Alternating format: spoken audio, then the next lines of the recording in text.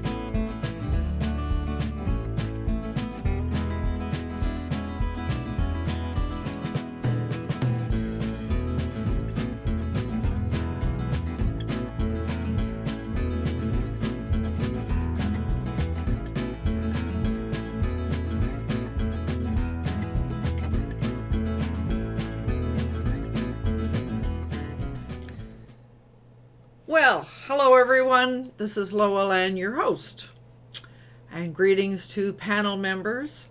We don't have very many this morning because of a goof up on my part yesterday. Maybe some others will join us as we go along. So we usually begin by doing some introductions, and so I will get us started by saying that in my coaching and consulting work, I just love helping solopreneurs who want more from their business. Together, we overcome that feeling of overwhelm and the resulting procrastination. While we're bringing that business mastery plan into reality. So, and before I call on others, I might just explain what happened. When I was very late setting up everything for this session this week. I had two performances to participate in my choir this weekend, and yesterday was the deadline for going live with a website that I was creating for another company. So, like, there were just too many things going on, and while I was setting up, I forgot to change the date.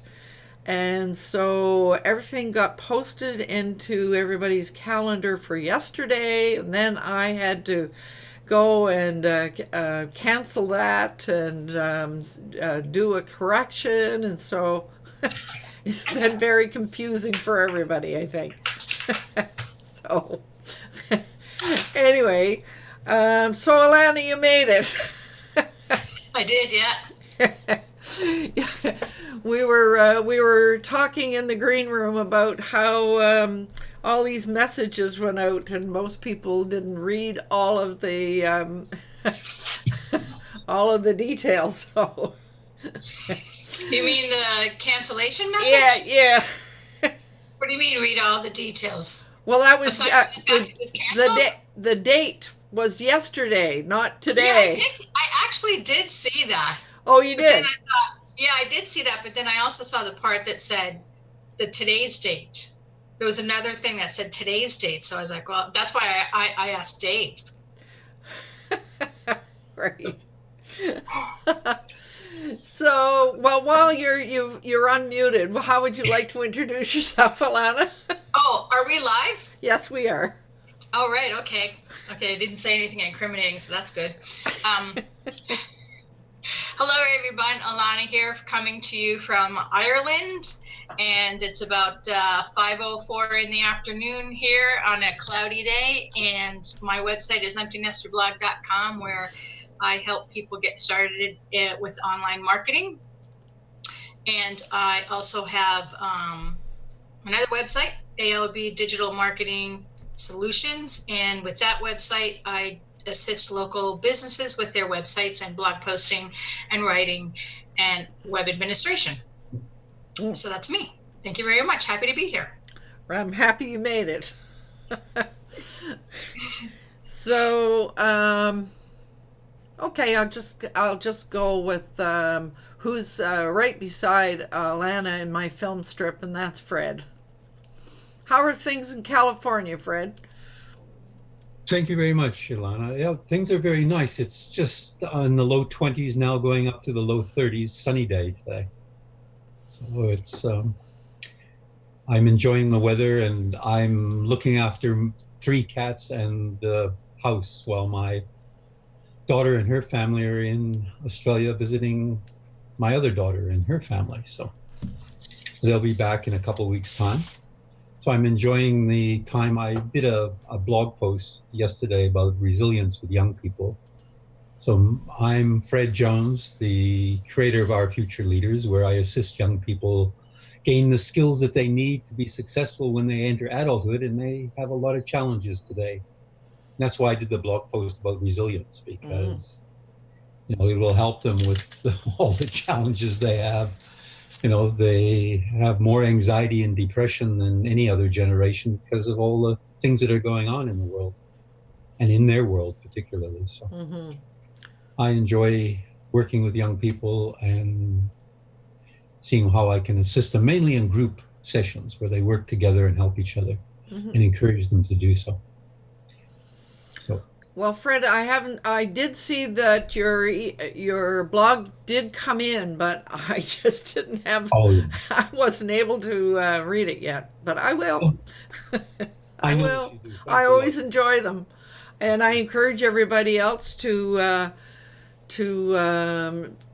go to Fred's website and sign up, because he does these lovely blogs that are not just inspirational for young people. I find them very inspirational. So, yeah. So I'm happy you made it. So, Vivek. What's going on in your part of the world? Namaste. My name is Vivekanand, and I'm in UK, England. It's 7 minutes past 5 o'clock in the evening here. Today it has been quite a cloudy day, but it has been warm. It's 23, 24 degrees Celsius. It's been quite warm, but yeah. Wake Technology is my company, and simplicity is my aim. I try to bring time-tested wisdom and happiness together into your business and life by unifying, simplifying, and amplifying simple technology and tools. So that's me. I'm in England and happy to be here. Yes, and thank you for coming. And you won't say it, but I will. Vivek knows a lot about making people's lives simpler, and he certainly did that for me this week when he did some coding, some back end coding in Google Sheets Mhm. that will make the work of the website that I was doing much simpler for those at the end. So I mean, and it was just fabulous what you did. So Thank you. I want to Thank you. thank you, and I want to encourage. Boy, if you've got anything in the Google world that needs to be fixed, Vivek is the one to do it. Thank you. So, yes, I think I told somebody, I don't know who, but I thank God for my friends. So, yeah, and all the testing seems to be working just fine. So, right on. So, David, you have a a new camera and looking very sharp and clear this morning. Looks crystal clear. Mm-hmm. I was unhappy with my phone camera. It was using Bluetooth technology and it was not giving me a high quality. And I don't know if you can see it, but if you look at that battery, you can see where it has, instead of being flat, Wow. it popped the screen out of the phone. It's bulged so much. So You were overtaxing that poor phone. yes, I was overtaxing that poor battery and the phone. So anyway, I got an actual webcam and it's working. I'm Dave Flannery with Affordable Websites for Small Businesses and United Country Sauk Valley Realty, Team Flannery, where we sell you homes and list your homes. I make websites for local small businesses and do it affordably. So I also help Luann out with the chat and update it as when we reference URLs and try to keep it up to date so that we have the ability, so people have the ability to go to the websites we're talking about. Mm-hmm. Right on. And thank you so much for doing that. And David, before we say goodbye, I hope you'll help me remember to bring in the comments into the recording so that they'll be there. Last week I forgot. So and I also want to thank David. He's been a tremendous support for me as I finally got LearnDash going on my Being Your Own CEO website. And boy, oh boy, oh boy, did that take a lot of testing, eh, David? Yes, it did. However, it's working now, and I mean, some of the problems really did not have anything to do with the plugin itself. It was really more the the PHP server that I'm hosted on. So we got it. It took a while, but we got the the difficulties ironed out. But when you're working on some things, it is so helpful to have somebody at the other end that will help you do the testing, so that you can see what's going on at your end, and they can see what's going on at the user end, and that's always really valuable, as I'm sure, Alana, you've discovered as well in your work. And I don't mind being the guinea pig. Right. So this morning, well, just by way of introduction, last week we kind of got off on a tangent and about trolls and flaming and all of that. And so from our perspective, it looked like it might be a topic worthy of some further discussion. It could have gone on, and we needed to sort of leave that and stay on topic last week. But so I guess the first thing we probably need to do is a little bit of definition as to what we mean by trolls and flamers and scammers, and well, I guess we all know what a review is, or a negative review. But so a troll, with my understanding, and I hope that the other panel members will jump in, because I may not have it exactly right. A troll is somebody who online goes around looking to see what damage they can do to people. So would everybody agree with that definition? Yeah, that is the effect they would have. Yeah. But yeah, the trolls are sort of people who have nothing better to do, and they are kind of negative aspects, and they kind of the major thing is they want to do, most likely they want to do what you are doing, but they are not brave enough to do that. Oh, okay. So instead, yeah. So say so they see that, oh, you are achieving something, oh, let me attack. Yeah. Bring you down. Yeah. So the main thing is trolls are not looking for a discussion. They are not looking for a argument or anything. They just want to bring you down. That's it. Mm-hmm. They just want to fight. Yeah. And by the way, That's all. Arthur Moorhead has joined our discussion in the chat. Oh, greetings, Arthur. Good to see you here. Right on. So, Yeah, so trolls. That's a good upgrade there, Vivek. So what about flamers now? I see a flamer as somebody who loves to go in and argue and attack, sometimes not just attack ideas, but attack people personally.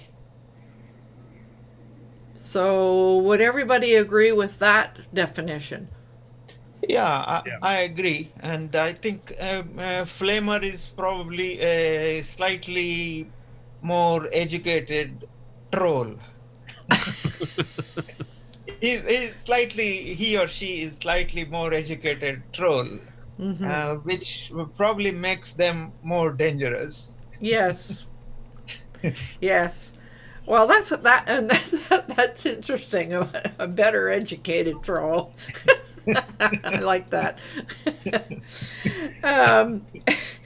Now, before we move on to the other things, now in the green room we were chit-chatting earlier, and Vivek, you said something that really struck home for me. You said something like, well, flamers don't bother with people who are kind of boring. So Yeah, it's a case where unless you are, I mean, I here, at least in the UK, we have a term like we have a jam, or it's Marmite. You know, whether you have come across the brand. It's a brand. It's a Marmite. oh, Lots of people hate it. Lots of people love it. So it's kind of and they are saying there is nobody who is in between. Either you are. So mainly because it's so strong in flavor, it won't let you just ignore it. You have to either love it or hate it. So okay, so extreme opinions. not necessarily extreme. You are very let me put it this way. You are very, let's say you are very focused, very clear about what you want to say. You are saying it, and they probably don't like it. So in that case they will try to react.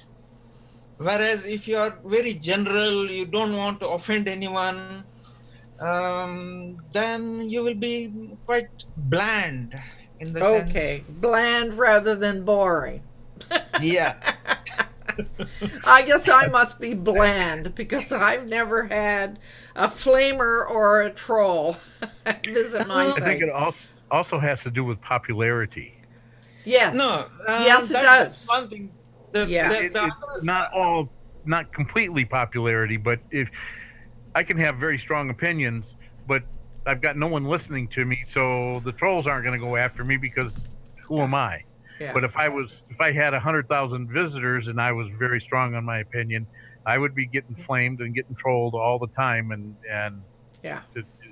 It's totally that actually brings me to a I don't know whether it is still relevant this day or not. There used to be a time when people used to say that if your YouTube channel has attracted a troll, that means you have arrived. Oh, I guess I have not arrived. No, but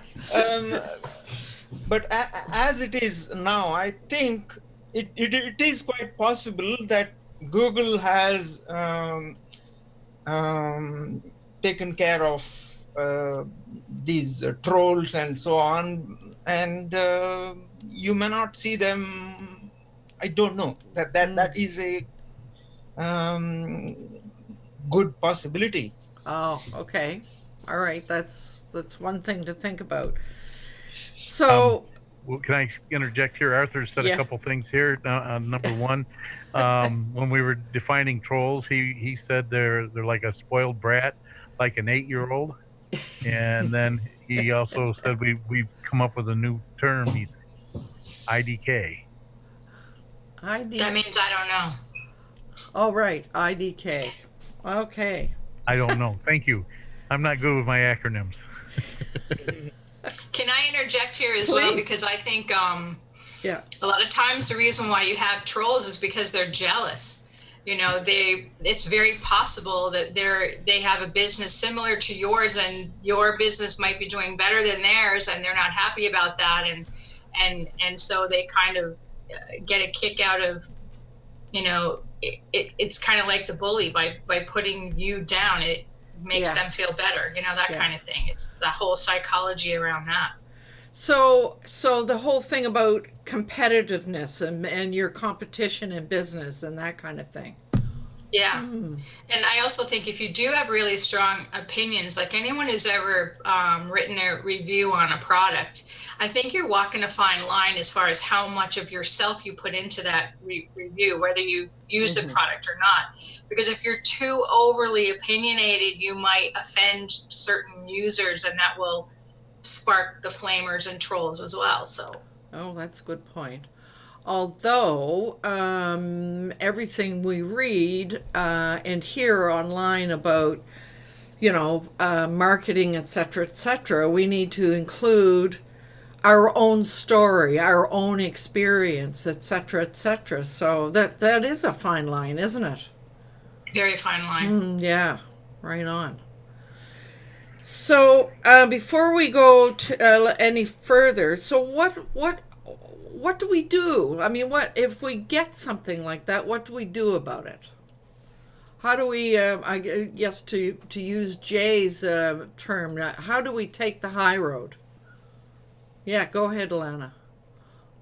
Okay, so I wrote a review on a product 2-3 years ago, and some of the information in my review, even though I had used the product, and it was a website to make money online, and sometimes I test those sites and I say, okay, can I or can't I make money with this particular site? Mm-hmm. And someone from the company kind of sent me a nasty remark, and apparently I had omitted some information that I wasn't aware of, and I put the comment on my site, but I took out the nasty part, and I thanked her. I said, thank you very much for calling this to my attention. I apologize for not, including that information, and I'm happy to do so now. I went back and I corrected the review, added the comment, and responded to her. So that's taking the high road. Yes. I did take out the nasty part, though, because I wasn't going to put that on my site. Right. So was it nasty or use of swear words or? No, it wasn't swear words. It was just strongly worded. Sarcasm? No, I wouldn't say sarcastic. She was kind of coming at me like, you should have put blah, blah, blah, and you didn't do this. And it was kind of a very angry response. Mm. So I didn't want to put that. I didn't want to put that because the other thing, too, is if by putting that on your website, you're actually inviting others to chime in. Yes. And the last thing I want is all that negativity on my website. Mm-hmm. Now, luckily, I screen them. I screen them before I allow them on. So. Yes, and I think most of us do screen any comments on our website. It's the only way to go. So that's my only experience. That's the only time I've ever had anybody give me a bad response to anything I wrote on my site. Okay. So, anybody else have any experience with this or any ideas about what to do?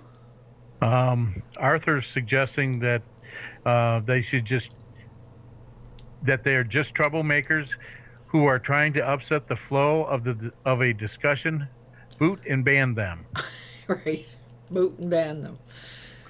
And all my comments have been positive except for one, and it was a young lady I asked from Wealthy Affiliates to give me some comments, and she come on and says, I know nothing about the machine shop websites and I don't know why you're doing this. It makes no sense whatsoever to me, so right. I just didn't accept that comment. I mean, it was I'm usually if you're anywhere near positive, I'll take the comment and go with it. But when you're saying, just junk, then sorry. Well, and of course we, those of us that belong to WA, we get invited to review people's websites and to make comments, and the instruction is always, give constructive, and sometimes I find I can't.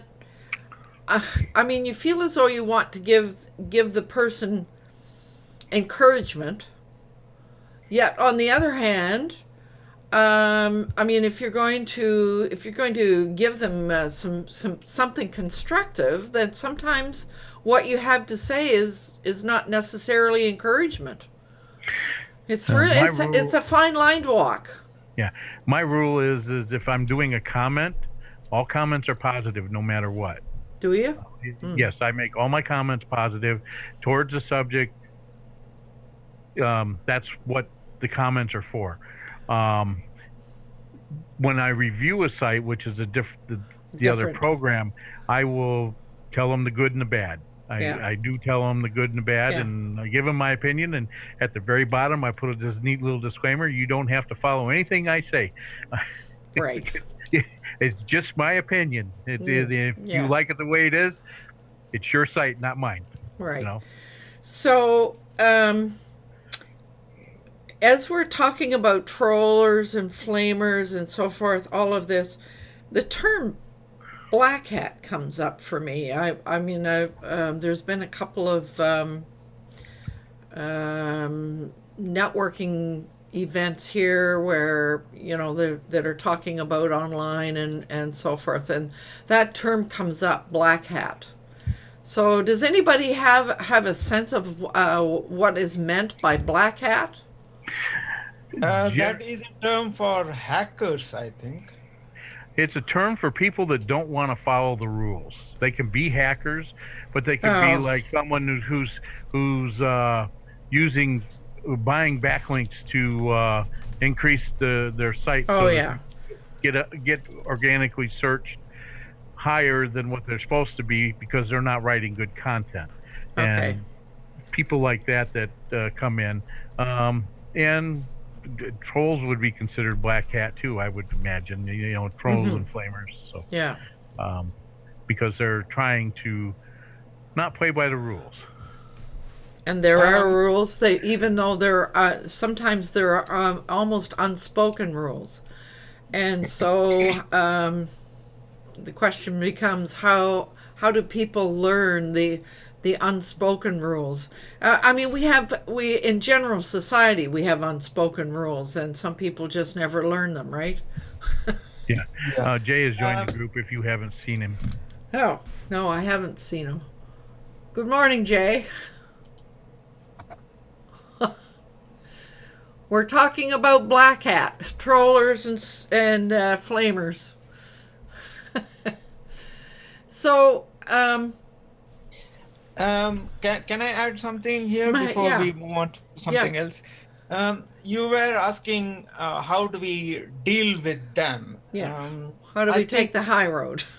Yeah, I think before we try to deal with them, I think it's important to identify them as what are they? Are they genuinely trying to be helpful to what you're trying to do, or are they trolls? Are they flamers? What are they?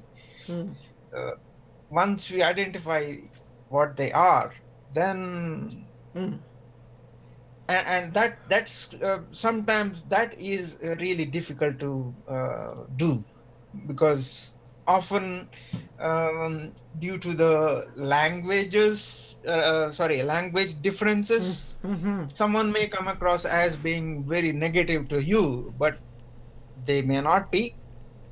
Right. So it's all those things we'll have to take into consideration before we determine whether they are trolls or not, or all of that. Yeah. I think that's a really good point you raised. And I'll give an example of something from my previous life. I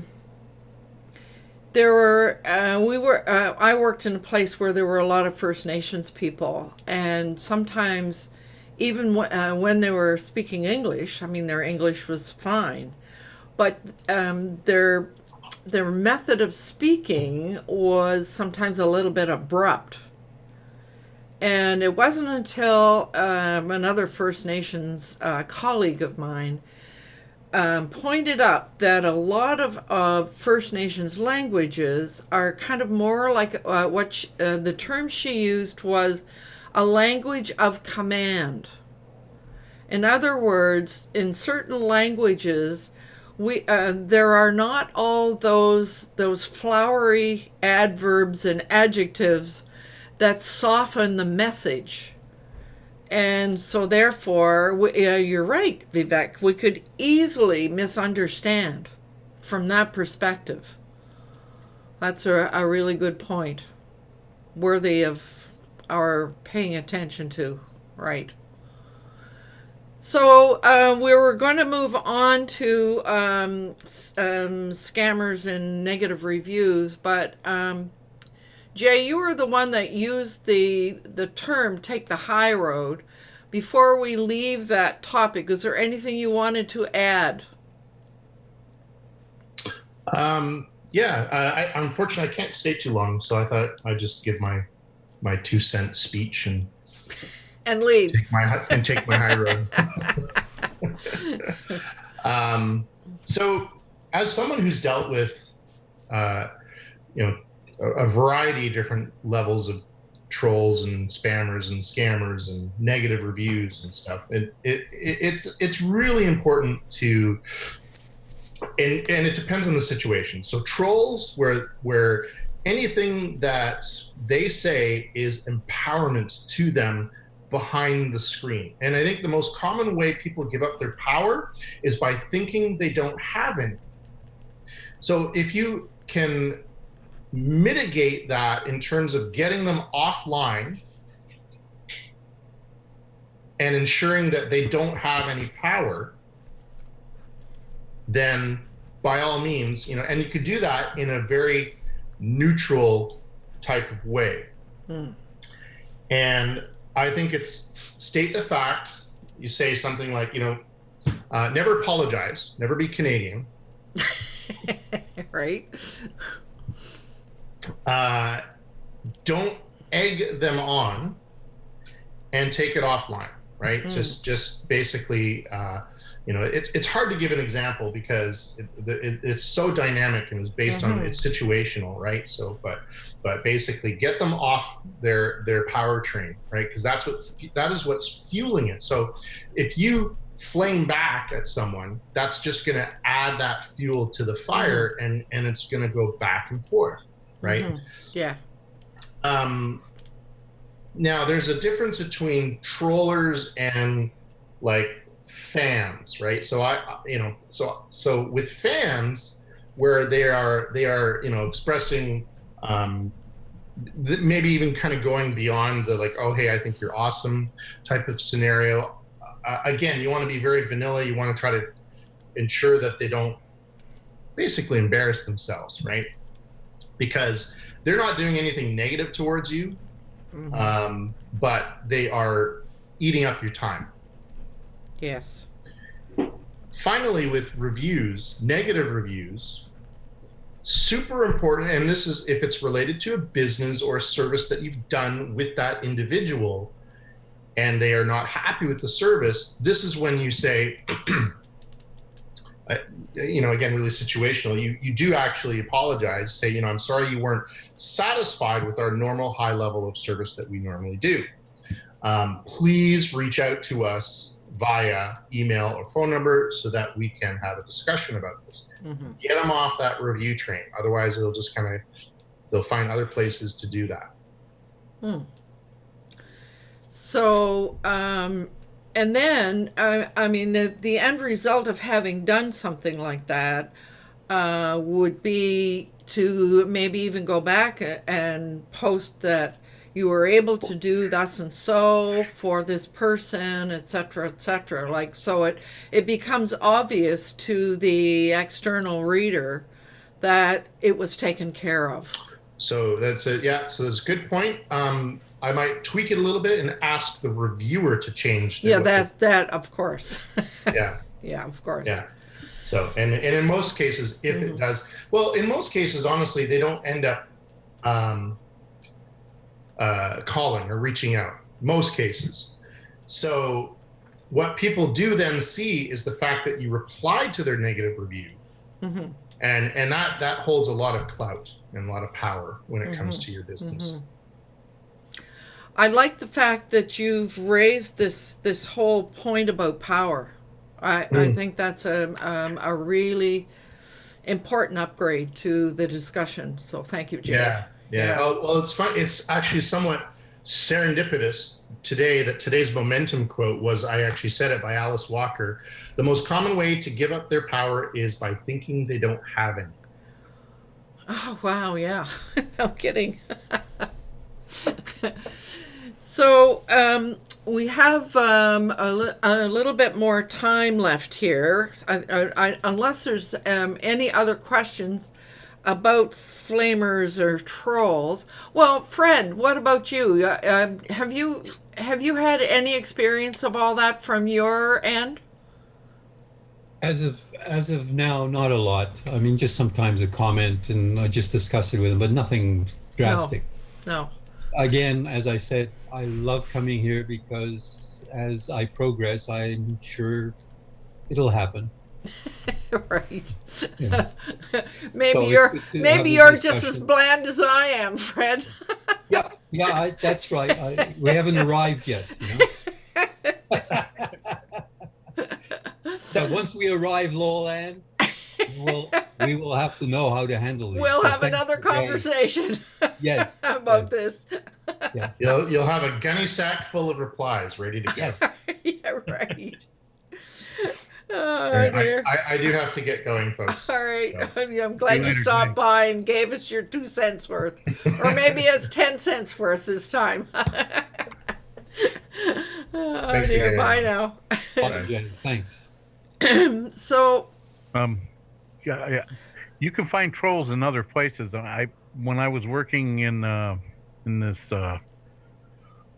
manufacturing environment, there were trolls that were in the workplace, oh, yeah. and Yeah. whenever they would get in trouble and they were having problems, what they would do is reach out and try to find everybody else that had a small issue, and then try to make that into a large issue so that the spotlight would be turned from them. Yeah. And I learned very early on that you address the problem. You don't get emotional about it. You just go and address the problem, and you take care of the problem, and never fire back at the people, because it never Right. worked in your favor. No. If you fired No. back, you were just like they were. Yes. And everybody thought that. When you didn't fire back, your boss didn't have to deal with you. He didn't have to mess around with you. And I outlasted a lot of people that, came after me and said, hey, this is a major, major problem, and you didn't do your job. And I just replied back and said, well,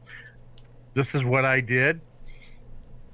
And the next day, the person that was after me was walked out of the building. So, Right. it's just kind of those things. And I had paper, documentation or email documentation that backed me up, and they were gone. And Yeah. but I never went after them, and I never said they were, No. a bad person, or because that's what they were calling me. So you can find them in a lot of other places. Well, and you made a good point there, David, as well. Is not letting yourself get emotional about it. That's Yeah. easier said than done. I know. It's very hard, but I had used that, and it gotten me quite far in my one of the reasons I got as far as I did in my manufacturing career was because I used that philosophy. I attacked the problems and fixed the problems, and didn't care what anybody else said, and just backed myself up on what I did, and kept the documentation. Fix the problem, not the person. Correct. And it's amazing Yeah. when you start fixing all the problems and they disappear, that there's they still seem to dig them up somewhere, but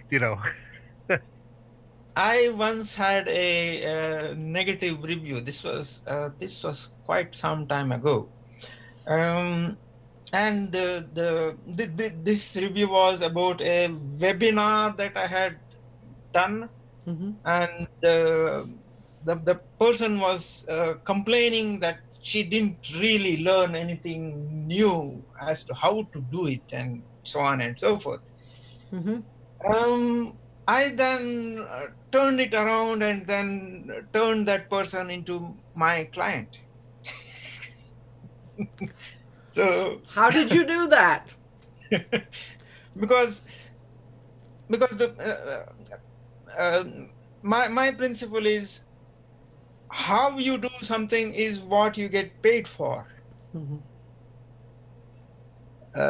So she wanted to know how to do it. I didn't want to teach her how to do it because it's not possible. It's not really worth it. It's not solve the problem and get paid for it.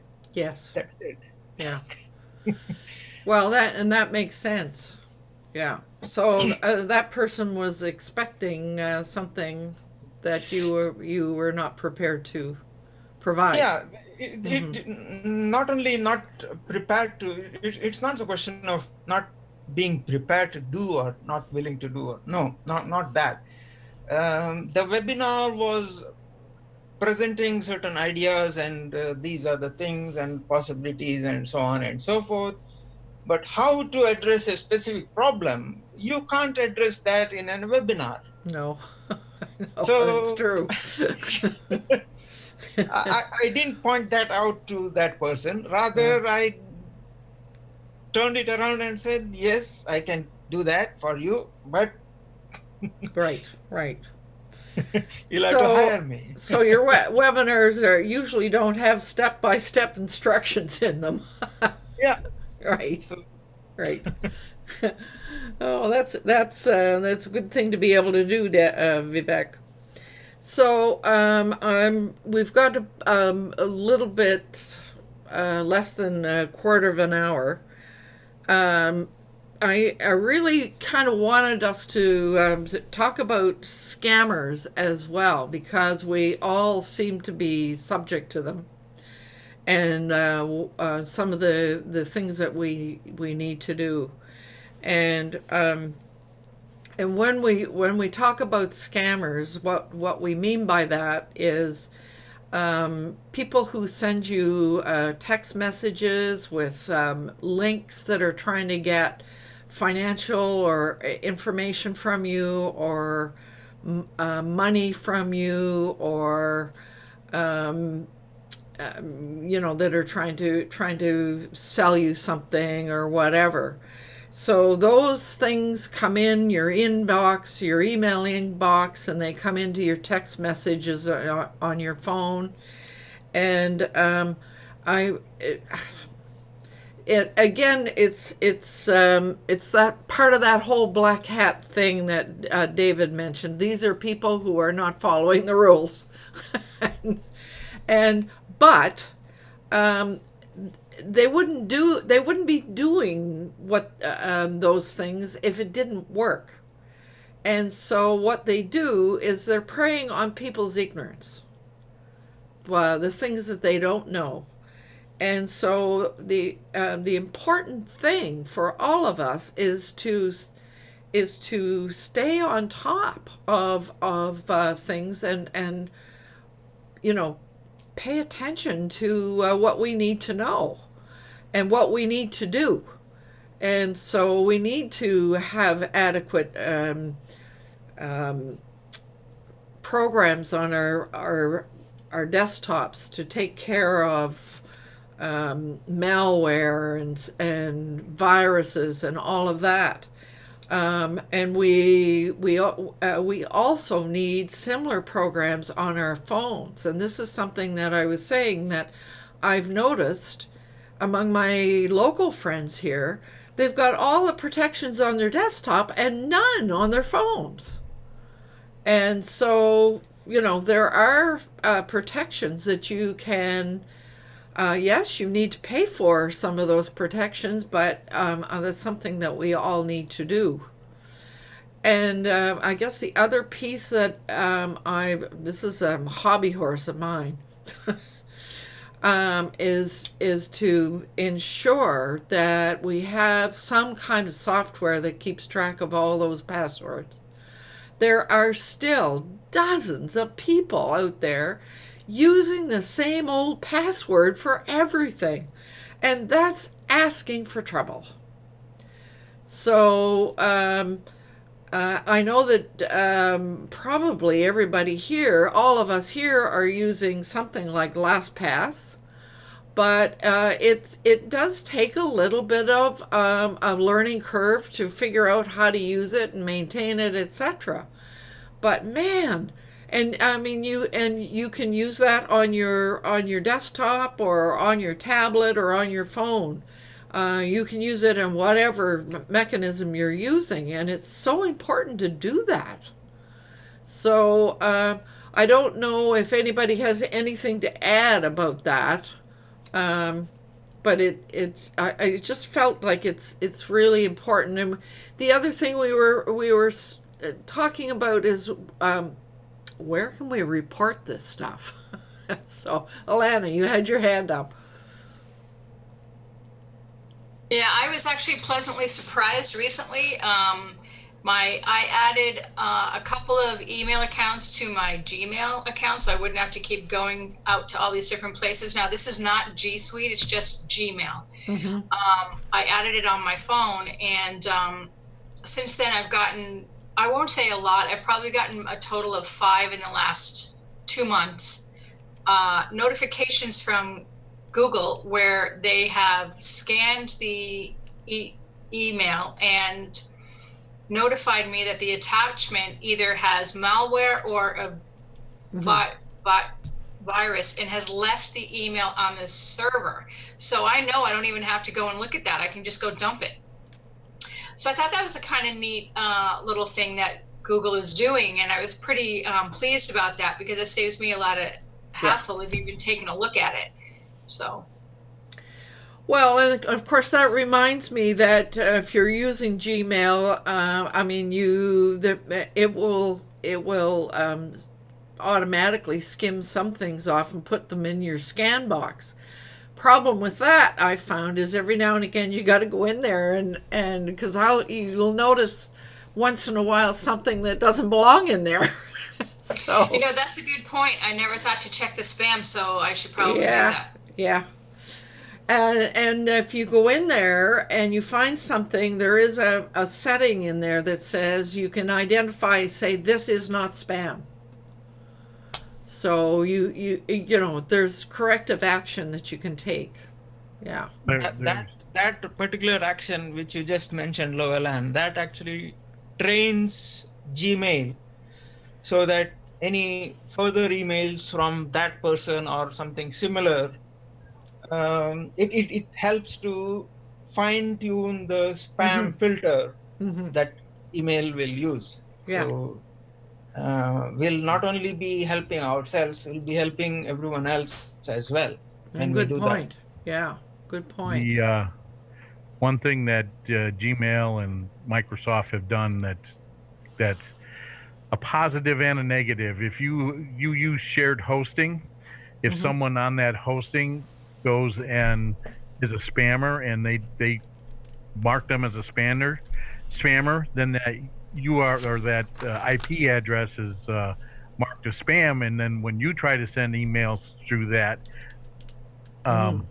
website,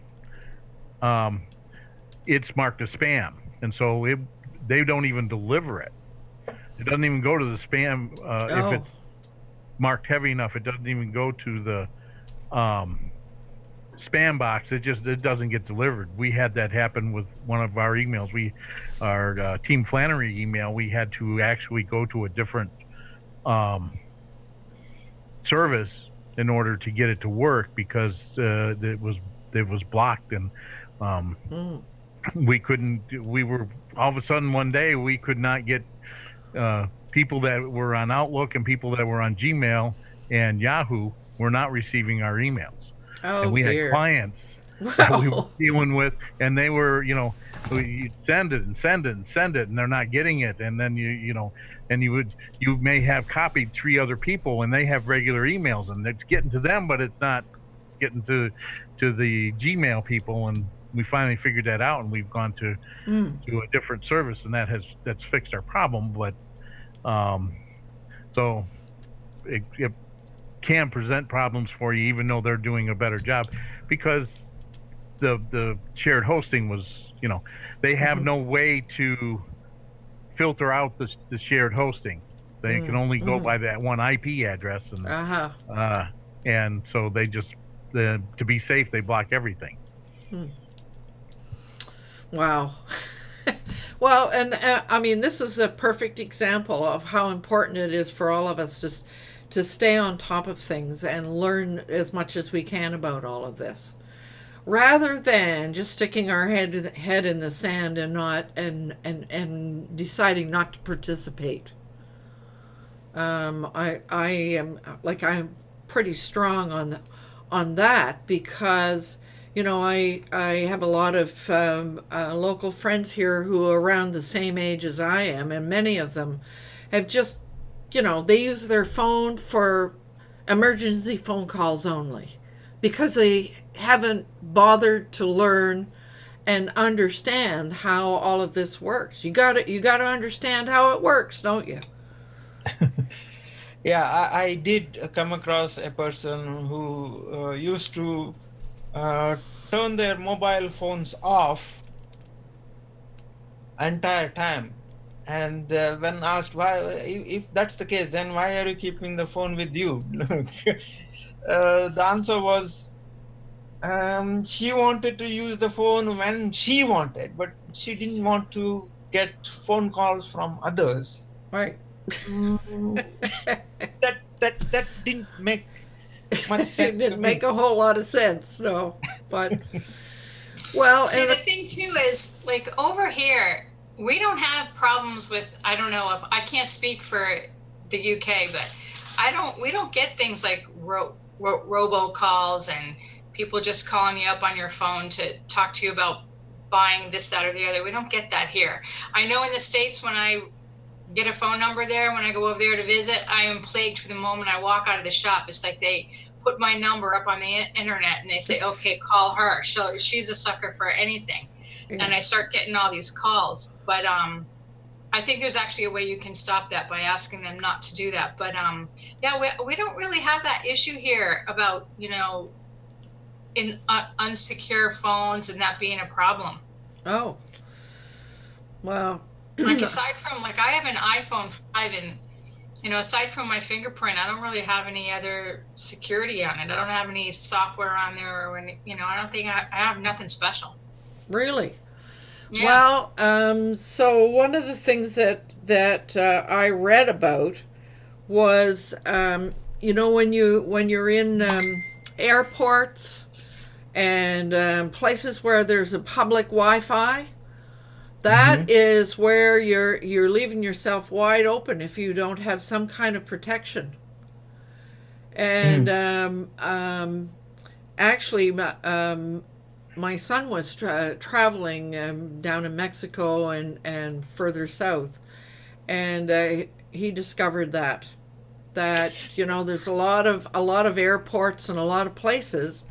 And there are people, again, trolls and people who will go by. They've got technology that will scam everything off your phone if you haven't got that protection on. That's interesting. I wouldn't have thought to. Yeah. I mean, I know it's an issue. Yeah. I remember when I was in Logan Airport in Boston, I was using Skype and I was using the Logan Airport Wi-Fi, and I didn't really think twice about it. I don't know. I didn't have any issues, but yeah, it's certainly food for thought. Yeah, you really need to think it. I have an app on my phone. It's called Private Wi-Fi. So when you go to a place like I usually don't have it turned on, but when you go to a place like that, you turn that on, and that encrypts everything that's on your phone. Is that on an iPhone? No, it's on a Pixel. Okay. It's I don't know if there's something equivalent for iPhones or not, but that was something I read about a long time ago. And here, I think you're talking about a private VPN. No, it's called private Wi-Fi. Yeah, but it's called that. But I think it's what it is doing is creating a virtual private network so that everything that you communicate gets encrypted. Yes. At both ends. So yeah. I think that's what it does. So Alana, if you are looking for similar things, probably should look for private VPN Oh, okay. client on the phone. Oh. So yeah, that's and here in Victoria we have something called Shaw Open, and it's available in a lot of different locations in town. And so if you're out and about doing that, it's a good idea to turn that private Wi-Fi on. Yeah. So any other does I'm thinking everybody here uses LastPass, I'm sure. Am I right? do. I'm not using it yet. I am planning to use, but I'm using a Yeah. different one at the moment. Yeah, I think I was using a different one before I moved on to LastPass. But one thing that everybody needs to know about LastPass is I think there's a free version if you're only using it on one device. But when you want it on more than one device, then you have to pay. But it's not a whole lot, and it's an annual fee. It's not astronomical in price. Yeah, I'm using LastPass. I was using a folder. One thing I do, and there's certain things that I really want protected, and that has a unique password, and it's a very strong password. You know, it's 15 characters long, and it's got all the characters in it. It's got letters, it's got numbers, it's got characters, it's got uppercase and lowercase. But there's things that I don't necessarily. If they get into that, there's not going to be any harm. Like when you sign up for your like I use Divi. And when I signed up for that, there's a yearly pass, and the only thing I could buy is the life pass, and the only thing I could buy is that. Before I could go from yearly to lifetime, but since I'm lifetime, they don't sell anything else. So having that password, a different password, I just made it the same one so that I can get. Things like that. I'll use the same password, but when it's like a bank or anything that has to do with financials, anything that has to do with websites, getting as far as access to websites, they're all strong encryption. Actually, I watched something that described how LastPass works. It's more than one layer of encryption.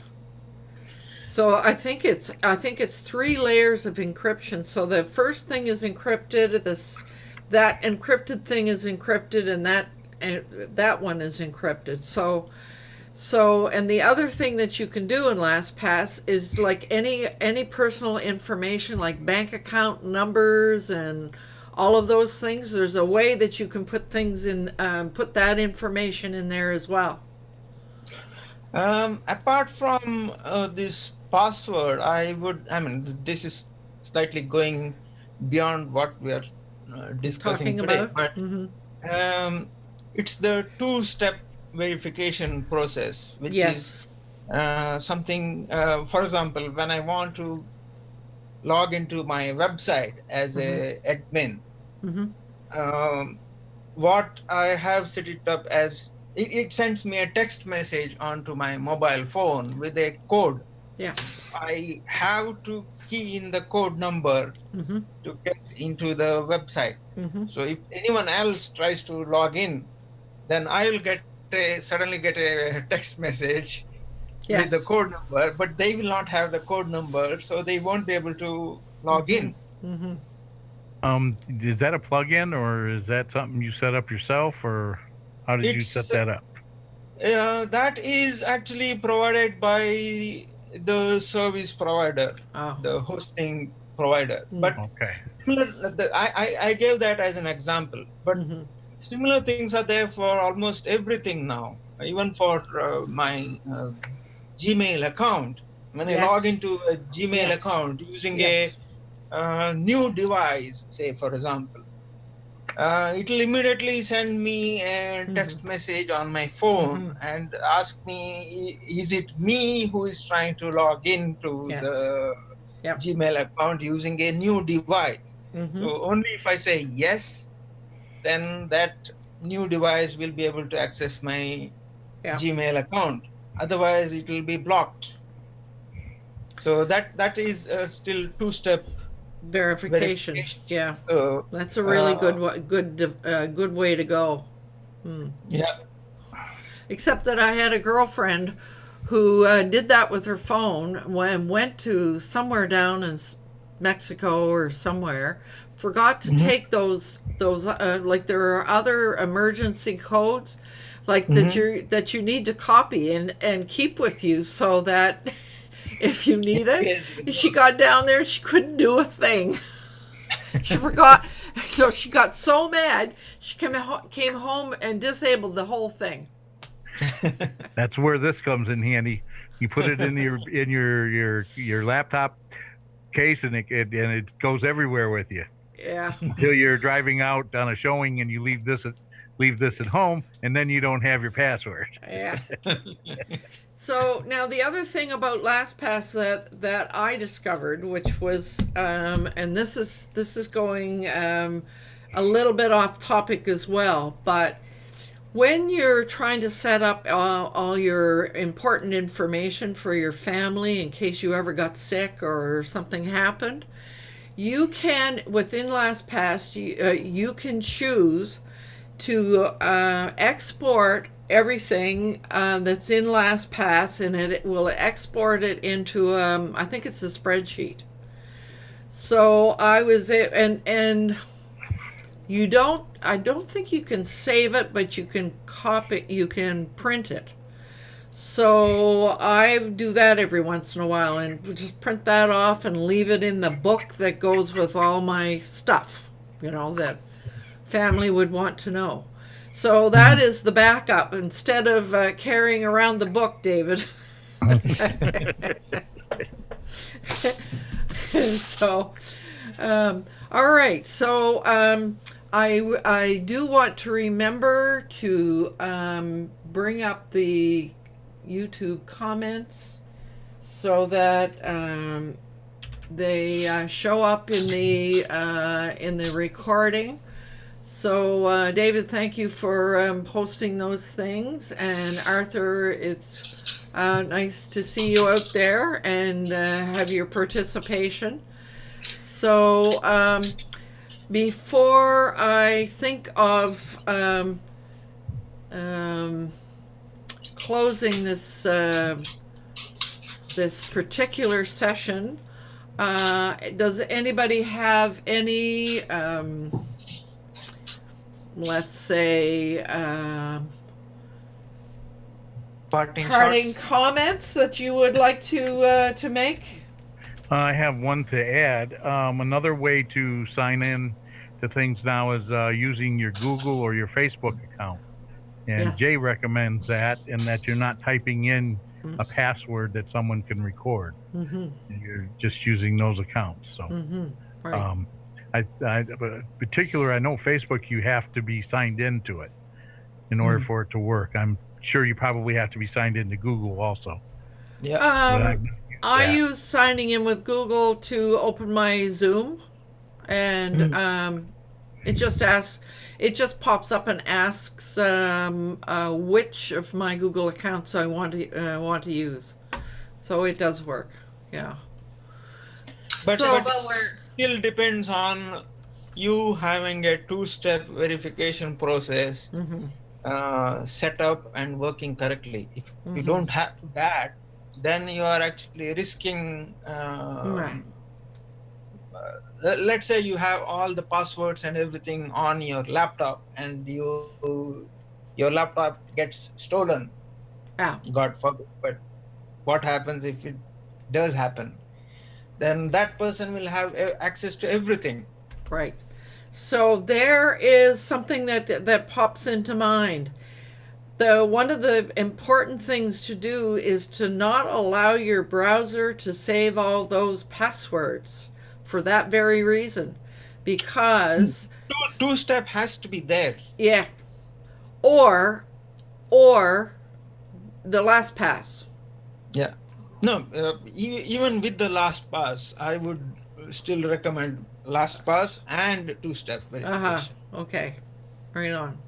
Okay, so any other parting comments? Fred, you always like to have the parting comment. I know you have a meeting, but you want to make a parting comment? Oh, of course, I'll always take the. So the one thing you mentioned, though, if somebody steals your laptop, to fire up my laptop, I have to put in a password before it'll let me even log in. So I have that set up. I don't know if everybody does that, but without that password, they can't get in anywhere. Right. So that's one comment. Overall, it's been a very helpful session, really, to hear other people's challenges and what they've had and what they haven't had, and have we made it or not? Are we large enough audience? But one day, yeah, this will hit us. There's no doubt. You know, you will have the scammers and the trolls and the flamers. So it's good to know. So I just appreciate once again everybody's comments. So thanks a lot. Right on. I'm glad to have been here. Thank you. I'm glad you were here too.